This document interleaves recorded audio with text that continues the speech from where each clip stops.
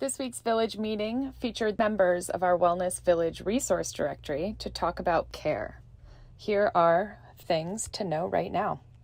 People have a hard time trying to figure out, should they stay home and pay for in-home caregiving, or should they go to a care facility? And if so, how did they get there? If we ever are called upon, or somebody reaches out to us and it doesn't make sense for home care, then we do our best to direct them to other resources such as Leann or other options as well.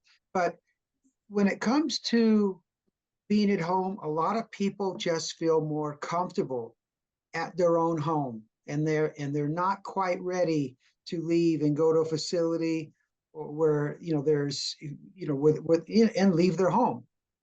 So the cost can be more expensive when you have around the clock caregivers.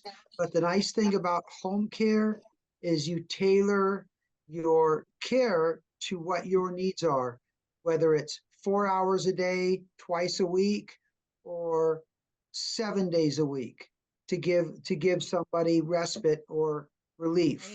I actually own a placement company here in the Coachella Valley. And what a placement company does is kind of help people maneuver through the maze of what to do when you get to this point where you're really not sure what direction to go. What I always tell people is that it's so important to know what your options are, so that if in fact you get into a situation where you've got to make decisions, now you know what your choices are.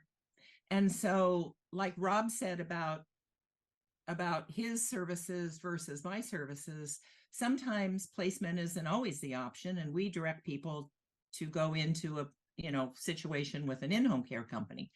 But if in fact you've decided that in-home care is not really going to be enough service for you, or you can't afford to have that much 24/7 care at home, then it's smart to line yourself up with somebody who knows the area that you live in, knows what kind of options are out there, knows how to pick places that are going to be upstanding, are going to be able to provide the services that you need, particularly if it's Parkinson's, Alzheimer's, dementia. There's a lot of different reasons why people go into assisted living.